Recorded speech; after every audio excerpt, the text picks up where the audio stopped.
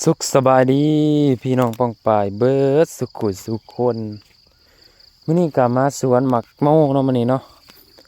นี่ล่ะพี่น้องเอ้ยชวนหมักโมกแตงเป็นหมากแล้วเด้อนี่หมากใหญ่แล้วนี่โอ้โธ่ต้องการพ่อค้าแม่ค้าเด้อพ่อค้าแม่ค้าคนใดอยากซื้อ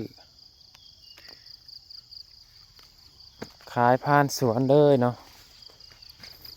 นี่หมากน้อยหมากใหญ่ปนเปกันไปเนาะหมากใหญ่ก็มีอยู่ใหญ่ก็หลายหมากน้อยก็หลายเนาะสวนนี่จำนวน4 ไร่เด้อสวนนี่เด้อ4 ไร่ต้องการขายออกล้วนๆหมักโมกำลังเป็นกำลังสุกกำลังเริ่มสุกบ่แม่นกำลังเป็นเนาะเป็นแต่โดนแล้วจนสุกแล้วพี่น้องเอ้ยเดี๋ยวมาเบิ่งทางนี้